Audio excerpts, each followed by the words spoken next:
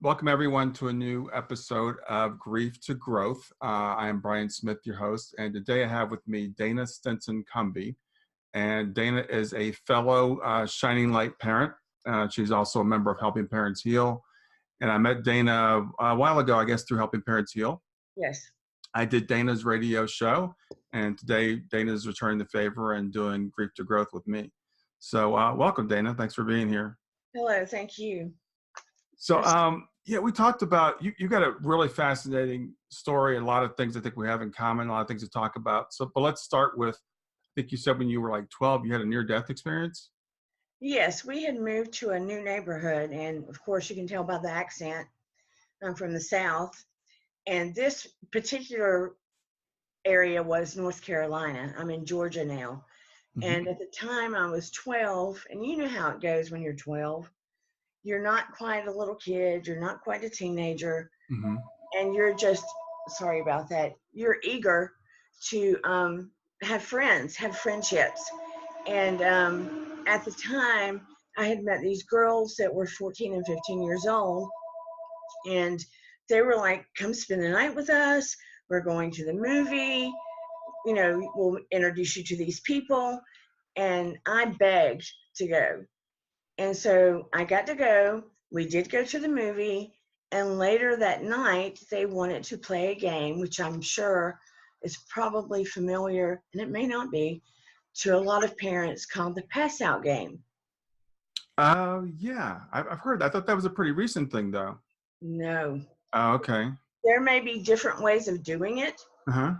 But at this time, you know, of course, I just was eager to fit in. And I was the smallest one there, very tiny, didn't weigh a lot. And they were like trying it with each other, and it wasn't quite working. And they were like, Dana, come here. We want you to squat down and breathe as hard and fast as you can. Basically, you're hyperventilating. Mm-hmm. And when we tell you, we want you to jump up like a frog, and we'll grab you. And what they do is they grab you around your diaphragm. Mm. You're up in the air, and they squeeze as hard as they can, and they decide when they let go. Wow. And basically, you pass out. Mm-hmm. And you pass out, and that's the goal, for you to pass out. So the next day, they did it quite a few times, and I was the main guinea pig because I was the easiest. The last time they did it, the neighborhood I lived in, and we used to call it the poor man section, but I mean, we were middle class, but we lived in the area of the neighborhood. It was a country club neighborhood, but we lived on the end where it was the lower end housing where people could afford it. Mm-hmm. That makes sense. Yes. The other end were the rich people. Mm-hmm. So we thought it was cool to go on the golf course and play, and we'd get the golf balls that were lost, clean them up, resell them. But we went and played on the golf course and played the pass out game one more time. This time when they played it, I guess they held me too long. Because the next thing I know is I'm looking down on them, shaking me, but I didn't know it was me. Oh, wow. I could see them shaking and yelling and crying. And I'm like, what are they doing? What's going on here? You know, who are they doing this to? And then I saw me. Wow. And then the next thing I know, before I could have any anxiety about it, I could see just the sky and I'm moving further and further away from seeing them do this. And then I could see where my mom was, where my brothers were, where my dad was, like in this big visual field. Where my house was, it was like I was getting to view where everybody was.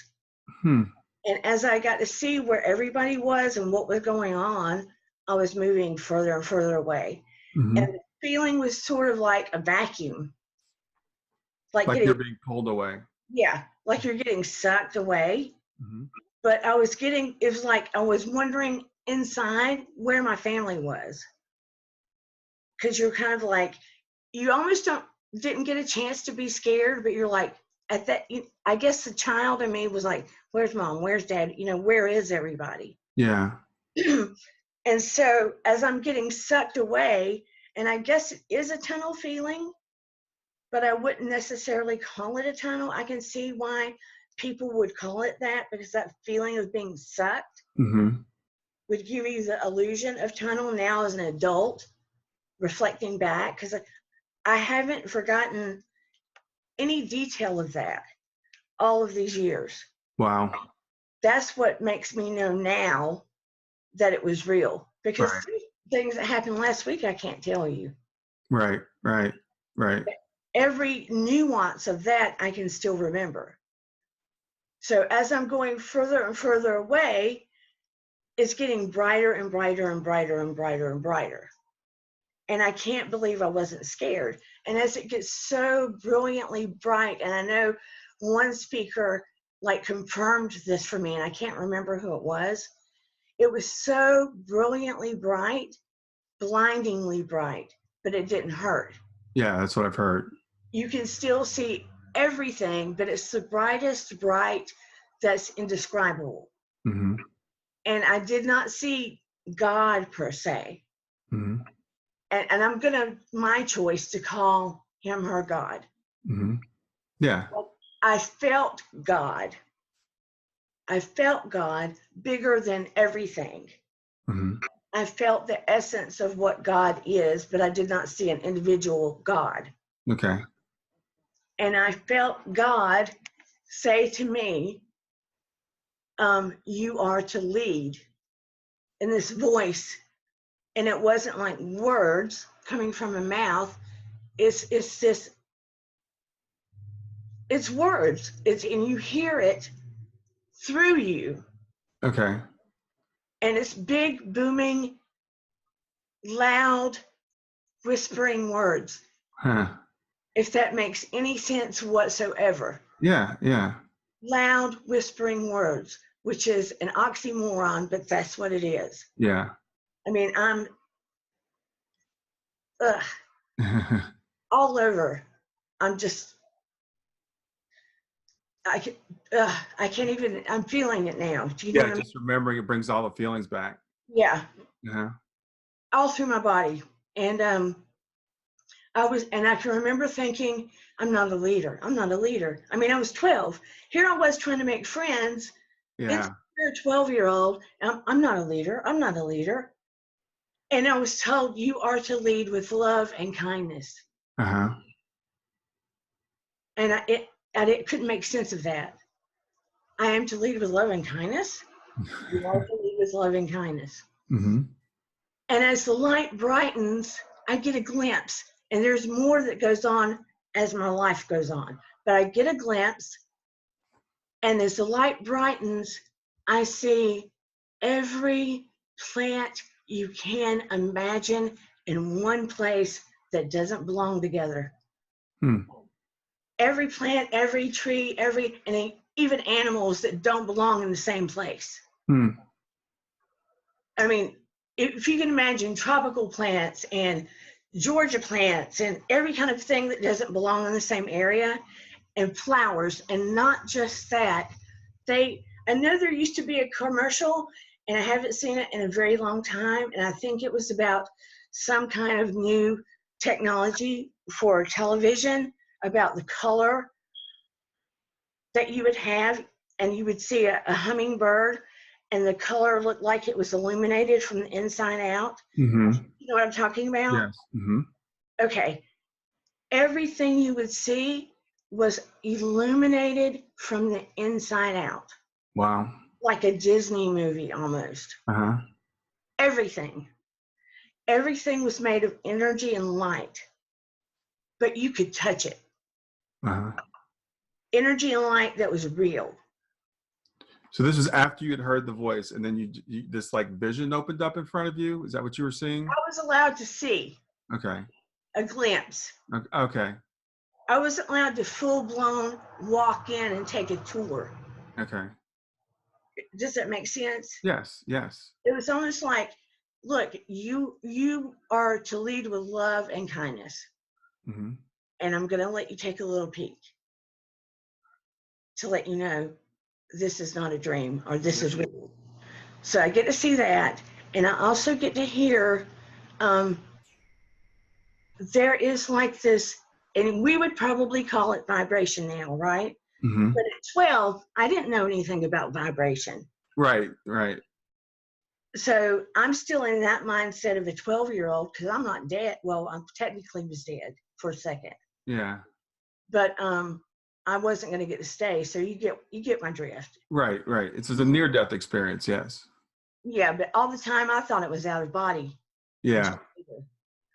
But what we know now probably is vibration, so to speak.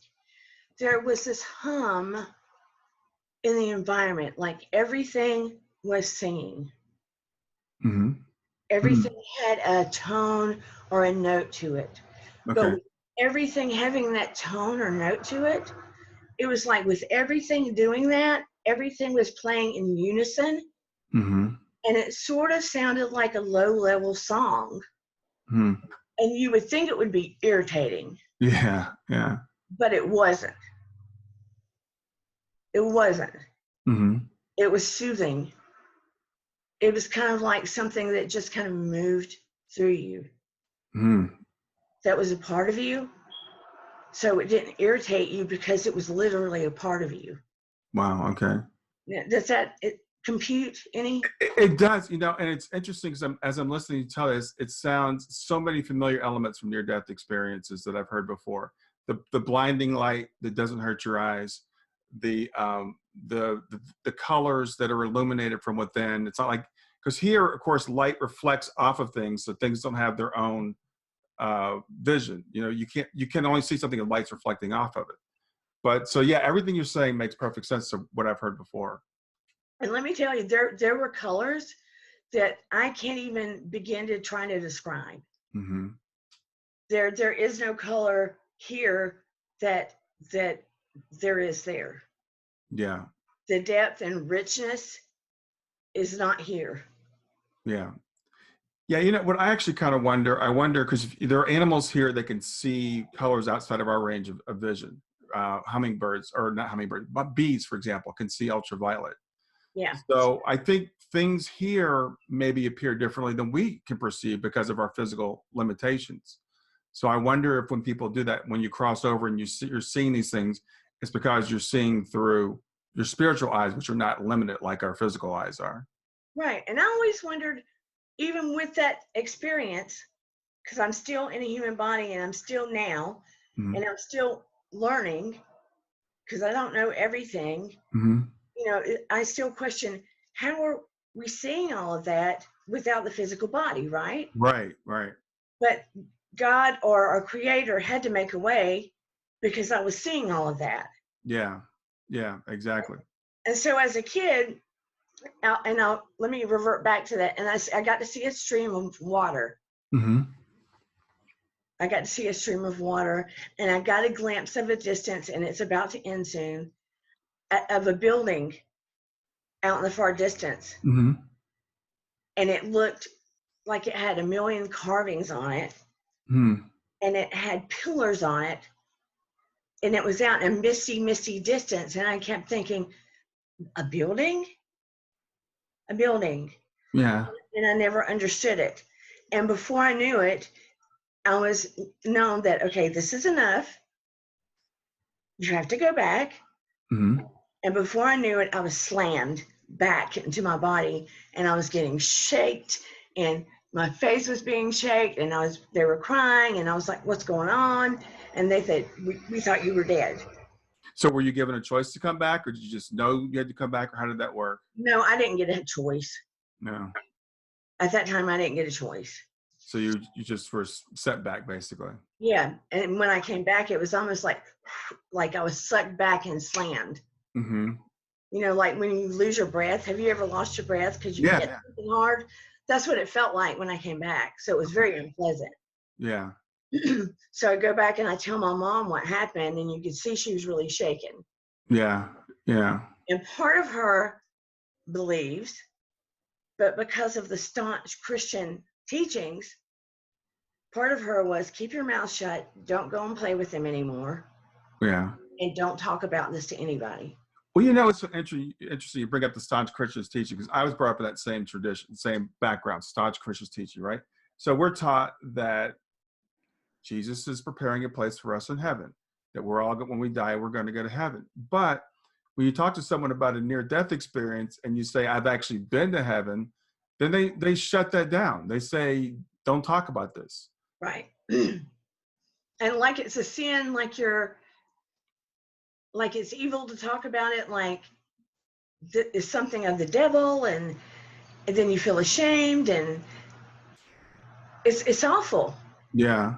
And you're diminished for it, and it's terrible. And then when you're a kid, you're made to feel, I don't even know how to explain it, almost dirty.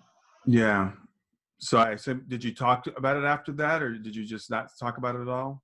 I tried to talk to my mom again, and she was just so freaked out. Mm-hmm. And then I tried to talk to my dad about it, and he just said that he was sorry that it happened. He was a little more open. Mm-hmm. He knew for some reason that I was a little more sensitive to things. He couldn't really help me, and he was the one that guided me to the library. Oh, okay. So I went to the library, and this is before computers and stuff. Mm-hmm. And I found, and I don't even know how or why I found it, because again, at the time I thought, and I didn't even know how to express out of body. Okay, didn't know anything about those. So, but I ended up, and Lord help me how I did, with a book called Life After Life. Wow. Okay. 12 years old, my mom and the boys were at a YMCA baseball game, and the library was close by. So I go and end up with that book by Raymond Moody. Wow. Okay. 12 years old. That's a little deep, I think. So did you go to the spirituality section? I mean, how did you come across that book? I have no earthly idea. Yeah, that's weird. Yeah. At 12, back, in that day before computers. So, I mean, it stuck with me. And again, we were in North Carolina, and it kind of gave me an aha moment. So you checked out the book and read it, I assume? Yeah, I read it a couple of times. Okay. And made notes. Yeah. Because it started speaking to me about what probably happened. So you were like, okay, so this is what happened to me. Yeah. Okay. Because somebody needed to help me make sense, because I was sort of scared to death. Yeah. Because, because I explained to Mom what I saw them doing. Mm-hmm. That's what really terrified her. Because you explained to your mother that when you were out of your body, you explained what she was doing. And what my brothers were doing and what my dad was doing. So she had evidence that you had this experience. Yeah. Okay. So there was no way to say, you're just making it up, or you passed out, or you had a bad dream. She was just like, that could have killed you. Yeah. Yeah. Don't ever do that again, Well, yeah. So fast forward years into college, Mm-hmm. we moved to Georgia. And I had changed my major from dance and journalism to psychology. Okay. And I moved to a university, and I was in psychology, and there was a class in psych that said staff, that it was taught by staff. Okay. And it was called, oddly enough, Psychology in the Brain. Mm-hmm. Don't know why they named it that, but I was like, okay, we'll see what this is about. So I sign up, and I go in this class, and there's two professors leading the class, and it is Raymond Moody, and it's William Roll. Wow. Do you know who he is? I don't know who William Roll is now. Okay, William Roll is one of the profound researchers in parapsychology. Okay. And we all know who Raymond Moody is. Yeah, yeah. So I had a long talk with him about reading his book and what had happened. Mm-hmm. And he said to me, you did not have an out-of-body experience.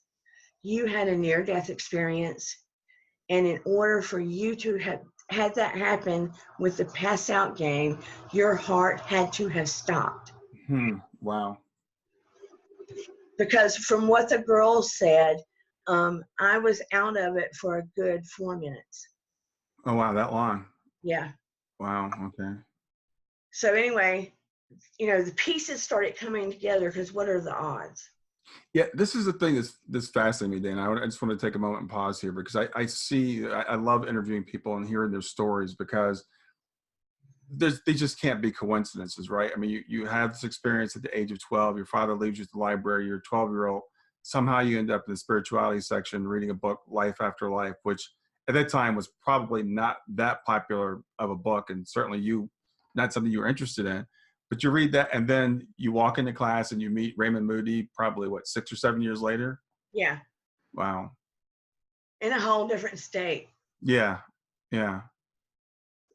And it said staff, so it wasn't like I signed up for him. Right. Yeah.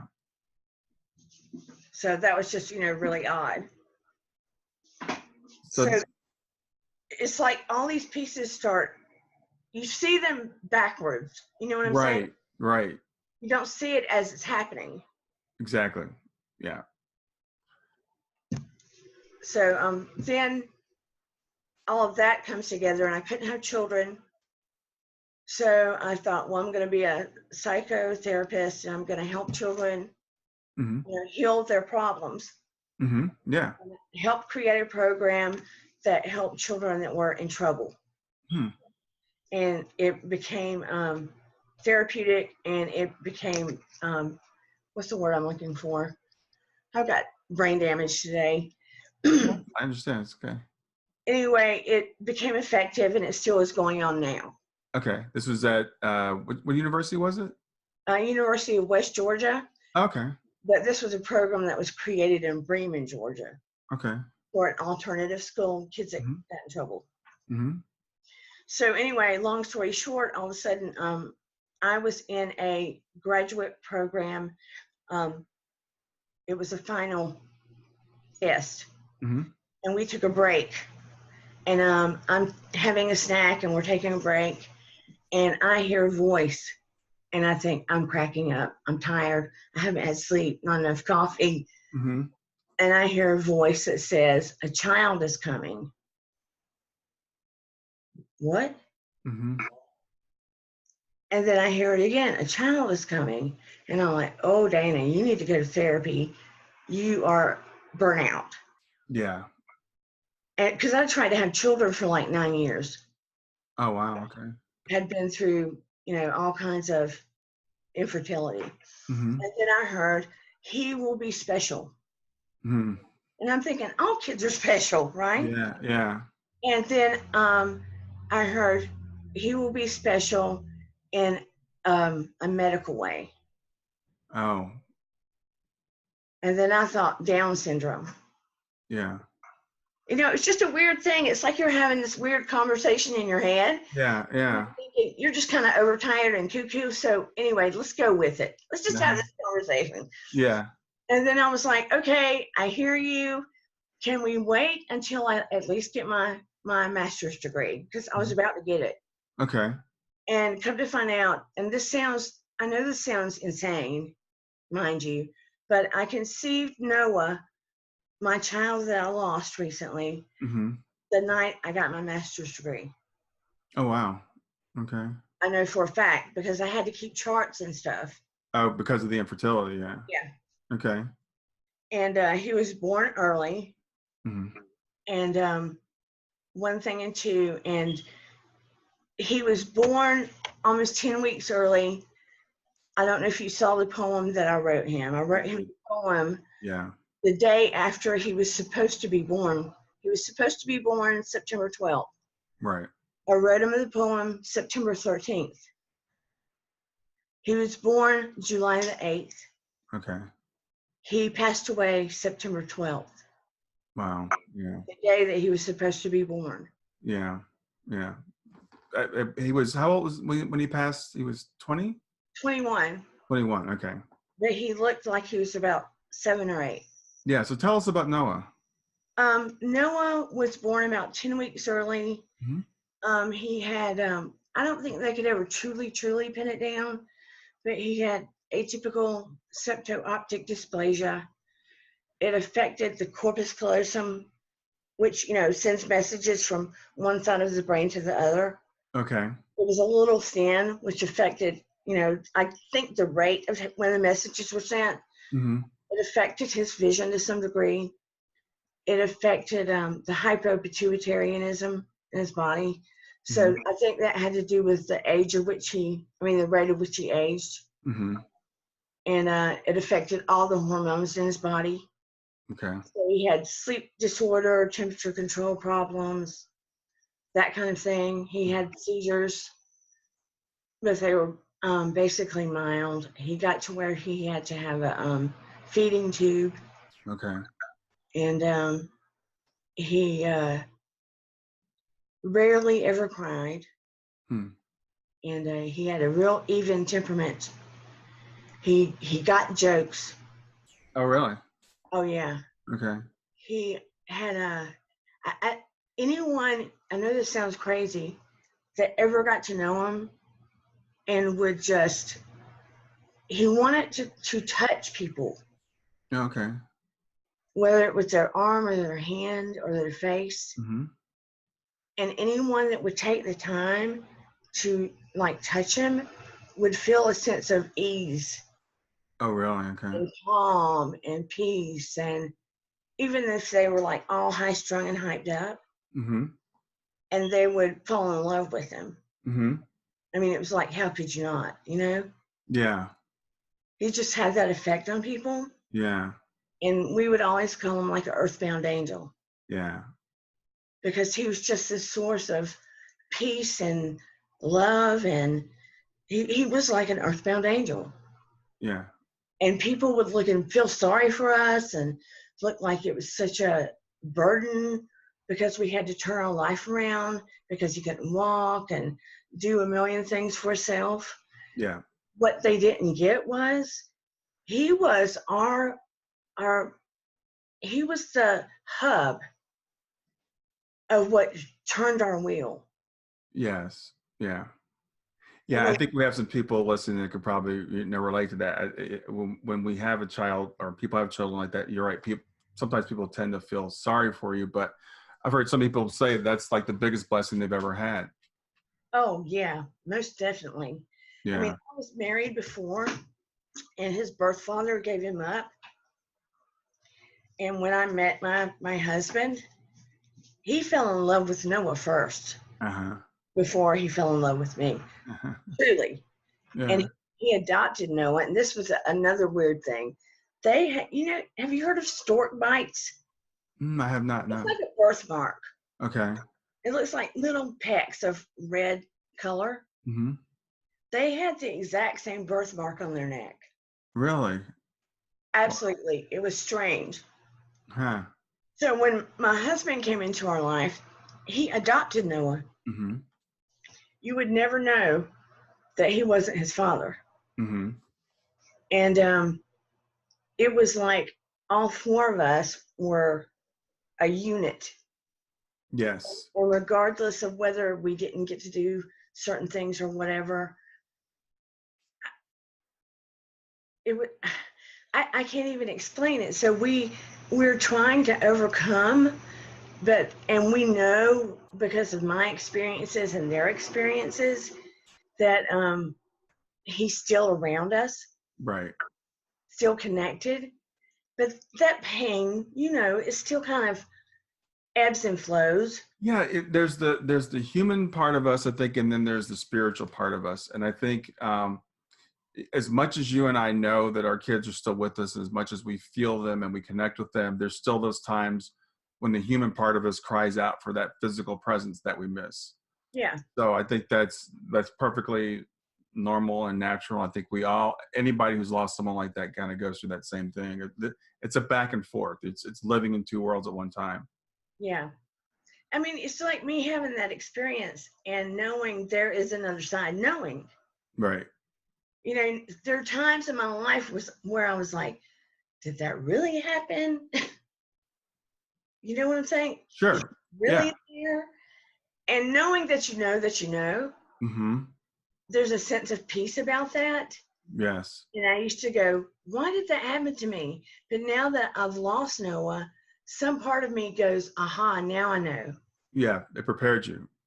It's almost like it had to happen to me so I could survive this. Yeah. It's, you know, with me, I had this intense fear of death growing up because of my religious background, the fundamentalism and the fear of God and hell and all that stuff. So I did so much studying on the afterlife and near-death experiences and after-death communications and all that. So I had this fear of dying early and suddenly. And it's weird. That's what drove me to do all this. But then when Shayna passed away 4 years ago, I was kind of ready. I mean, I wasn't ready for her to pass away, but I never doubted where she was. I never doubted that she was okay because I had done all this for whatever reason, you know. So it's like you said, looking backwards, all those things that I went through made sense. And Shayna dropped little hints about like she didn't think she was going to live very long. She wasn't going to be here very long. And again, you kind of ignore those things because it's your kid and you think this is not really going to happen. But after it did happen, then I realized those things, I think, prepare me so I can at least survive it, you know, because otherwise I don't know what would have happened. You know, it's really odd too because weeks before we lost Noah, I mean, he'd had some episodes and we'd have little emergencies with him. Mm-hmm. And he had a few miracles along the way, literally miracles, where we were going to lose him and then we'd call him the comeback kid. Uh-huh. Because he'd fight against the odds and we'd get him back. Yeah. And we were like, thank you, God, you know, because they'd tell us he's not going to make it. We'd get him back. Mm-hmm. And, you know, you almost expect it, right? Yeah. Something leading up to it. And this sounds crazy too, but when you have a kid that can't talk like you and I, Mm-hmm. which he couldn't, Mm-hmm. his voice was affected. He could make sounds. And every once in a blue moon, we'd get a random word that he could get out. Mm. And it was like better than a lottery. Yeah. You know? But he and I, because I was alone with him for 4 years, and maybe God prepared me in that way too. It was like he and I on the inside, and it's sort of like what I told you when I got that experience, and it wasn't really words. Mm-hmm. It was like this loud whisper. He and I would talk all day long, it felt like. Yeah. Yeah. That intuitive connection. Without the words. Yeah. I could feel him. And I think he could feel me, you know? Mm-hmm. So it wasn't like we weren't communicating. Right. Right. So weeks before he passed, I kept getting these little blips of like I was getting warned. Yeah. Like it was coming down the road. Mm-hmm. And I was like, I'm not going there. Right. I don't want to see or hear this. Mm-hmm. Like pushing it away. Like your fear is just getting in the way. Yeah. And now I know what was happening. Yeah. You're being prepared. Yeah. I was getting forewarned and I just didn't want to hear it. Mm-hmm. And I can't deal with it. But and I know that what still bugs me is when they came out, they were trying to get him ready and they said, do you want to come in while we're coding him? I hadn't slept in 2 days. I'm so tired. And I've worked in hospitals doing psych. Mm-hmm. I wasn't a nurse, I was psych. Right. But I knew what that was, but I was so exhausted, it didn't click. All I thought about was, I'm going to get in there to Noah. Mm-hmm. And I walk in there, and they're doing CPR and coding him, and he was gone. Mm. And I just go straight to him and start singing. Oh, yeah. Yeah. And then I say, get all the stuff off of him. I need to hold him. Yeah. So they send me out and get it all off of him. And he was still small enough. He was 75 pounds for me to hold him. Yeah. And even though they said he was gone, all of a sudden I got like so calm, as though he had not gone, because I could feel him. I could feel him as though he hadn't left. I could feel him in my arms, through me, around me. I could feel him. Mm-hmm. And I didn't want to let go because he still felt here. Yeah. Not body, him. Right. Yeah. Well, yeah, he was still here. I mean, and he is still here, but his body had stopped, functioning at the time. And I really loved your question the other night when Monday night we had Gemma Deller on, the medium, and you asked, you know, could he feel me? Could he hear me singing to him? And she said, yeah, absolutely. Because, you know, I don't like to say was, he is still here. He was and is still here. So I think that, you know, he definitely knows what happened. He knows that you were there for him, of course. Thank you. Yeah. And I do have to, I don't mean to talk so much. I didn't even know I was. I guess it's nervous energy. No, this is what we're here for. But the part two to the sing, Mm-hmm. the other side, Mm-hmm. another one of my professors, and this was just a few years ago, her name is Tipper Shimram. And she's been my mentor all these years and hired me to work for her institute. Mm-hmm. And she's very spiritual, from Thailand. One of my older friends that was like a second mother was dying, and she was trying to let go. She had cancer, Mm-hmm. but she wasn't letting go. Mm-hmm. And so Tip called me in there and wanted me to hold her hand and sort of, you know, they were giving her morphine and wanted me to walk in with her, basically, Mm-hmm. to see why she was holding on. Okay. And I'm like, say what? What do you want me to do? She said, I want you to walk in and see why she's not letting go. Mm-hmm. You can do this. I know this probably sounds nuts. No, not to me. So I'm holding her hand, and Tip helps count me down into a meditation, and I'm holding her hand, and I go in there. And I can see her standing in that light. And she looks 30. And she was, I guess she was at this point 60, 62, but she looked 30. Oh, uh-huh. And I walked with her, and I found out what was holding her up. I finally walked with her to the edge of where this mist is. So And you're seeing her like in a vision. Is that, make sure I get this straight. So you're seeing her younger than she was in the body, but you're seeing her as a 30-year-old. Is that right? yeah, and it was more than a vision. Okay. Yeah. Well, yeah. So yeah. So you walked into the room, and then you were like in a scene with her. Is that what I'm hearing? They had me hold her hand. Uh-huh. They put me in a trance state. I see her in the light. Okay. Wow. Okay. I walk with her through the light to the edge of this whatever, to the edge. Mm-hmm. And I see I guess it's like a cart pull up or a coach like thing. Okay. But instead of horses, it's like these angel bodies that are made of light. That's the only thing I know to call them. Mm-hmm. Are carrying it, and it has her mom, her dad, and her stepdad in it, whom I've never met, who've been dead like forever. Mm-hmm. And they have a rose for her.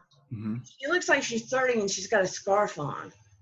Okay. Wow. And so they welcome her in this coach. And it looks like these angel-like figures of light are carrying it.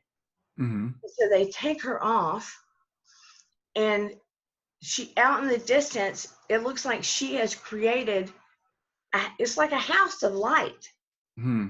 I mean, it's 3D to her, but it's illuminated like the flowers were. Okay. Everything is touchable, but everything's illuminated, like you created it. Wow. Like we all have created whatever we need. Mm-hmm. And so that's her place. Wow. Your place would be different.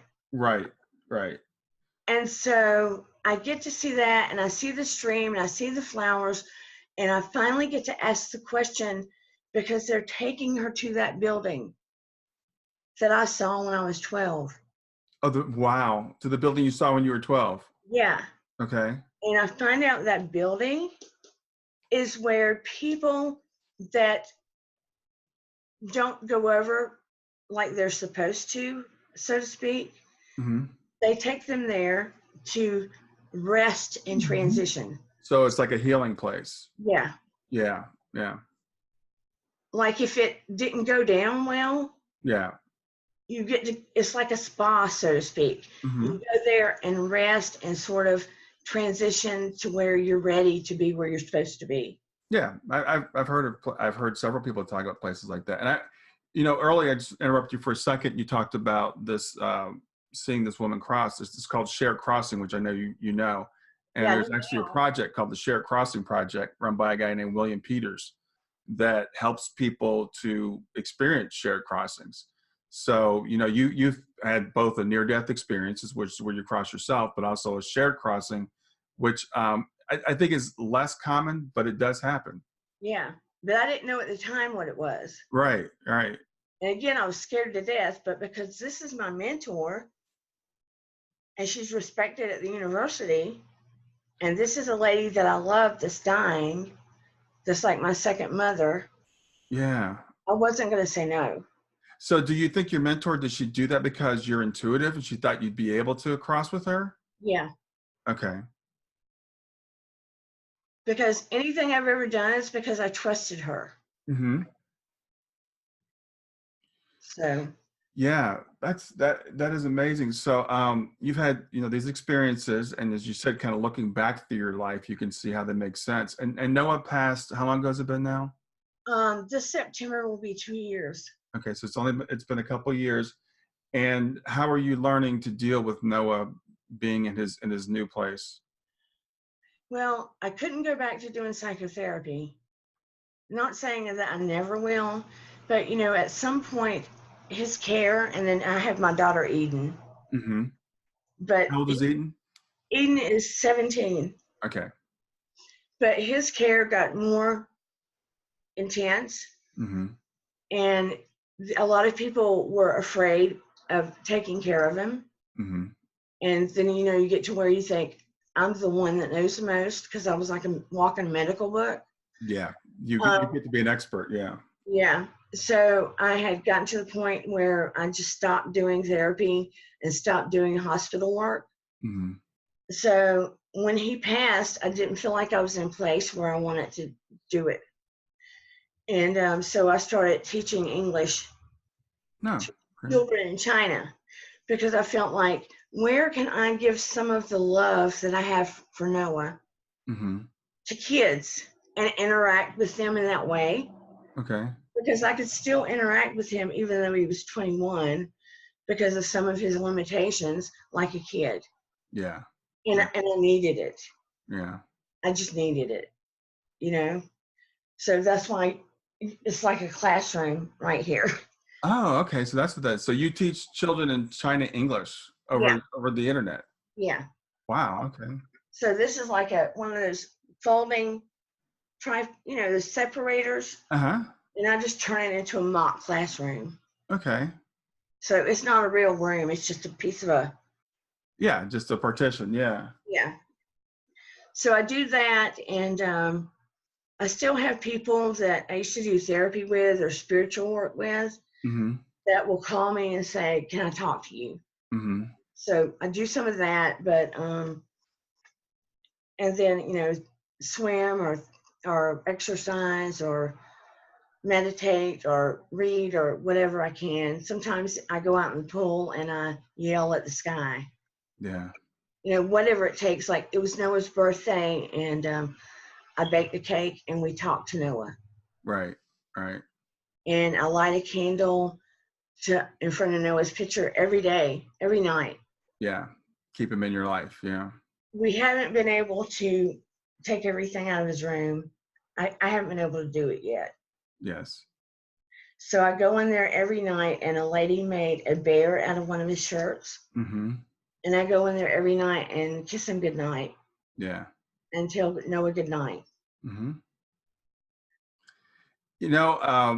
It's interesting when we have kids cross, some people say you need to let them go and it's unhealthy to do that. I totally disagree with that. I think it's just the opposite. I do the same thing with Shayna. I have a big pictures of her all over the place. She's on my lock screen on my phone.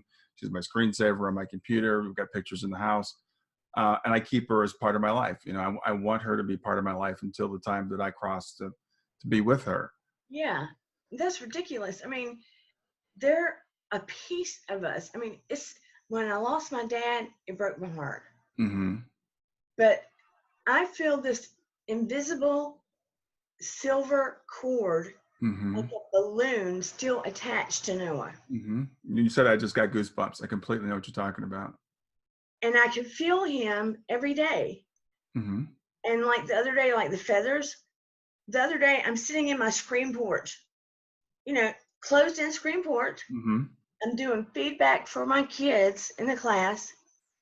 And my dog is walking around, my English bulldog. Mm-hmm. And I'll look down, and he's over here. And I'll look down to my foot to the right, under my foot, mind you, and it's in there, is a feather, and it's not dirty, it's clean. Mm-hmm. It's real fluffy white here, and it's a light tan here, right Mm-hmm. under my foot. Yeah. Yeah. What are the odds, right? Yeah. And on his birthday night, after we got through talking about him, and we had the thing with Emma, her name's Emma, right? Gemma. Gemma. Gemma, Yes. Gemma, Mm-hmm. Gemma. Mm-hmm. Twice, and it's probably in the video, twice I got my head touched Uh-huh. while we were talking. Yeah. So, I mean, things happen all the time. Yeah. Yeah. They definitely send us signs. If we're open to them, they will send us signs for sure. Now, there's one other experience that you mentioned in the notes that you had sent to me earlier. You said there was an experience in the emergency room with seeing your father when Noah was passing. Yeah, I didn't want to. They had me sitting outside the room Mm-hmm. in the actual emergency center, and I'm sitting there, and my dad he passed away 4 years ago, and we were really close, and Mm-hmm. I'm looking to the left down the hallway a little bit, and I see this man turn towards me, and he's just looking at me and staring at me in the eye, and exactly like my dad. I mean, to the T like my dad. Mm-hmm. And I'm like, my dad's here. And I'm talking to this nurse, and I'm like, my dad's here. Mm-hmm. And she goes, well, do you need to go talk to him? And I said, no, I need a hug. Mm-hmm. And she goes, well, go get a hug from your dad. I'm sure that he'll come here and support you. I'm Mm-hmm. like, my dad's dead. Oh, wow. And I know she thought I was crackers, Mm-hmm. or she probably thought I was overtired. And she just looked at me, and she just smiled and patted me on the shoulder. Yeah, of course. And I'm looking again, and he's still standing there. And I'm thinking to myself, my dad has come to get Noah. Yeah. And then part of me is like relieved my dad's there, and then part of me is scared to death. And I'm like, no, I don't want you to come get him. Yeah. Yeah. Well, you heard Gemma the other night. Someone asked, she said, was my daughter ready to transition? I don't think she was ready to die. Use a common word, I guess. And she said she looked scared and she looked surprised. And she asked Gemma, the medium that was speaking to us the other night, she said, was she not ready? And so Gemma said, no, it wasn't that she wasn't ready. And you didn't see fear on it. What you saw was surprise, because she saw a maternal figure coming to get her.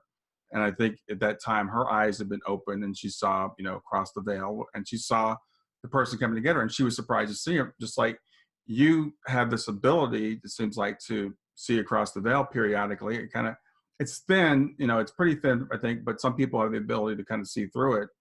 And there've been times when you've been able to see through it. So you probably saw, or not probably, you saw your father coming to get Noah. Yeah. Sometimes you wish you couldn't.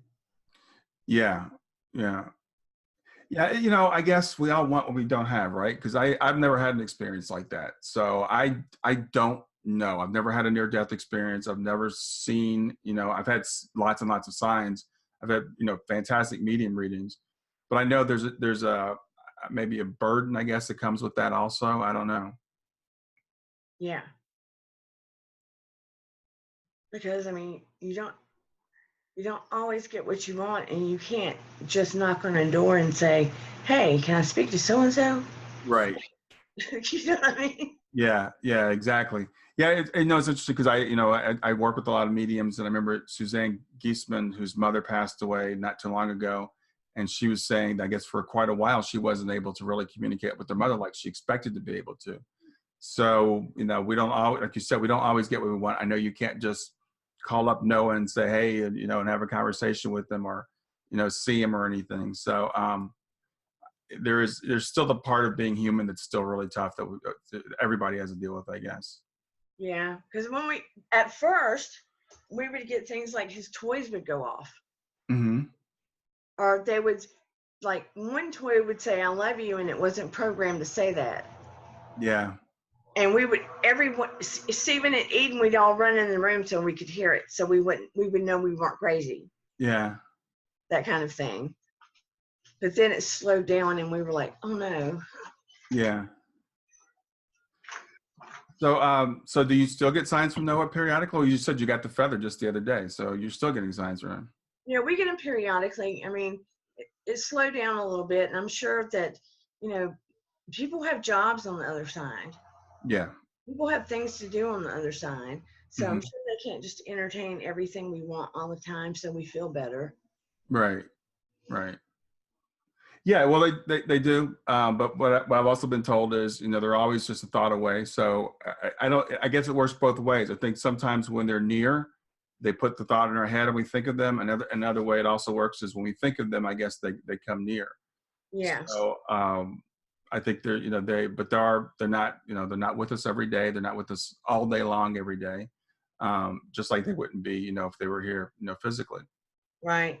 I mean, I don't want to drive anybody crazy. What if we did that to our wife or our kid here? Yeah. 24/7. Yeah, just follow them all around every day and just all day long and just, pulling at their sleeve or whatever. Sure, I understand. So, yeah, so, I really wanted this conversation with you because I like what you said earlier about, we can't see how things are looking forward. We have to get some distance on things. And I think our life does make sense looking backward. I actually saw a quote from Anita Morjani this morning saying that when we cross back over, we get to see our whole life like at one time, and we get to make sense of everything that happened, that, both what we call the good and what we call the bad. And the thing is, I think about being a human being and being in this life is where faith comes in is having faith that that's going to happen, that it'll all make sense, at some point, even the things that we think were really bad while we were here. And I think that, when it first happened, you want to be mad and upset, or I did. I wanted to be mad and upset and be like, why did you give me him to take him away? Yeah. But then I thought, I better keep my faith. Because that's the only thing that lets me know I'll get to see him again. So tell me about your faith, because you said you were raised in a traditional Christian background. Well, basically, it wasn't go to church every week, but that's what was preached within the household, so to speak. Yeah. Well, I know your family has some issues with your faith as it is today, and mine does too. My family just basically ignores me, so they just think I'm crazy, which is fine. But so how did you bridge from the faith of your family to what it is that you? I had to use the word believe, because I think we know it's not even we don't believe. We're not taking things on faith. We're going by evidence. So how did you bridge those two? A lot of it helped me, to be honest, when I went to university and I met some of the professors that I was with, because I chose to believe some family members, and at first that apparently I had to have issues to believe some of the experiences I had, and that maybe I didn't need to be in the psych department. Maybe I had psych issues. Yeah. And when you do go into psychology, you do have to go into therapy, A, to deal with your own issues, and B, so you don't project your own issues into potential clients that you see. Okay. So, it makes sense. Yeah. But I went into there ready to beat myself up and saying, I think I have some deep psychological problems. I had flipped the switch. From going, oh, this is God and this is wonderful, to, I think I'm really messed up. Yeah. And I was finally told that, no, you're not really messed up. You have had some deep spiritual experiences. Yeah. And Yeah. when I got that support and they showed me scientific basis along with spiritual basis, and I had that scientific foundation along with it, Right. I was like, oh, I'm okay. So is this Dr. Roller or Dr. Moody or? All of them. Okay. I mean, many of them. Yeah. It, so when it was one after another, and it was Chip Schumer as well, I was like, wow, scientific meets religion meets spiritual. And if I can meld those together and help other people, then wow, what an eye-opening experience. Let's crack this thing open. Well, that's really interesting that you even had that experience, because most people in psychology are atheists. They're materialists, and they say there's no place in spirituality, or no place for spirituality in that. So the fact that you were surrounded by those people that basically reinforced, I guess, or validated your own experience. And it's amazing how we as human beings can be talked out of our own personal experiences, right? Right. People, you see something, you hear something, you feel something that changes your life, and people say, no, that's just the function of a oxygen deprived brain, for example, which Yeah. a lot of people say. But I come back to, and your experience when you were 12 was veridical. It was evidential. You saw what your parents were doing. You saw what your siblings were doing. So And you, what the girls were doing to try to revive me. yeah, yeah. And there are so many cases like this. So I hear people say, oh, there's no evidence of any of this stuff. And I'm like, it's just a dying brain. I'm like, explain how the dying brain can see when your eyes are closed and can see things that are happening, miles away sometimes, hear conversations going on down the hall. But people deny it's true. I mean, look at remote viewing. Mm-hmm. How do you explain that? Yeah. Yeah. The ability to sit here and see something that's happening somewhere else. And our military has used remote viewing. So they Yes. believe in it. They've actually brought in people and they use remote. I don't know if they still do. They probably still do. But our military they'll bring people in, put them in a room, and ask them to draw something that's happening thousands of miles away. An And, actual remote viewing is a spiritual function. mm-hmm. It's an act of actually leaving your physical body in a way. Mm-hmm.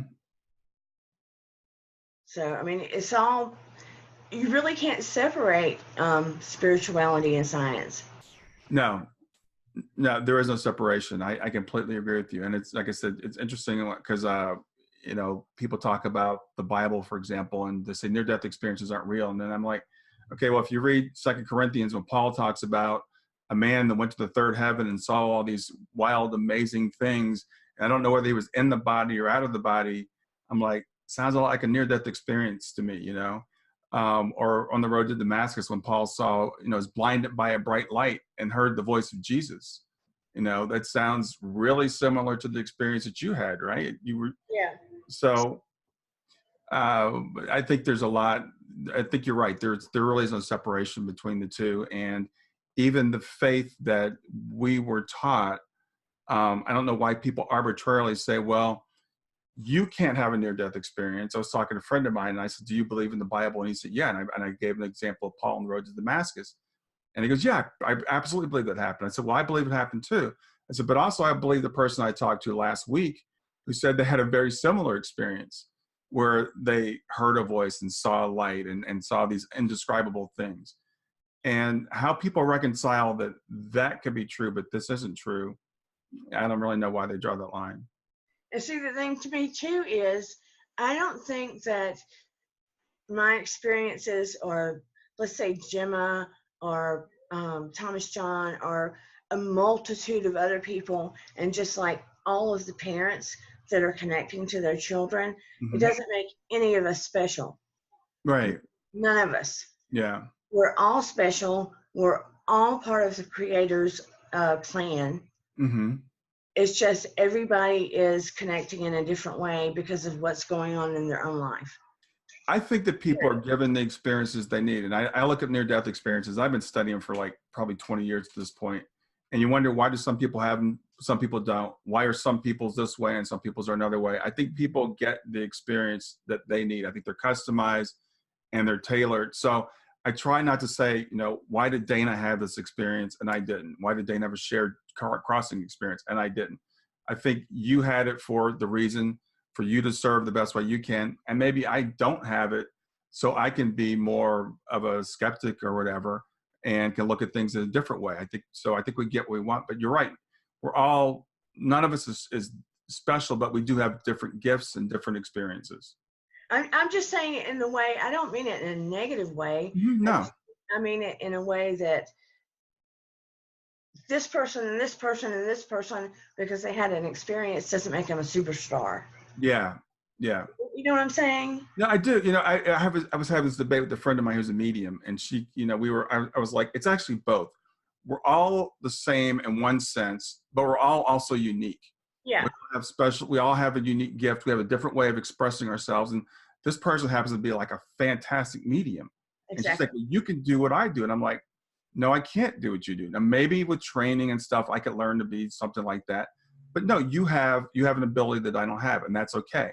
I have an ability that you don't have. We're all different parts of a puzzle, and we all have our roles to play here. So I think someone like yourself, we're giving these experiences and these gifts to use, or that use the way that you use them.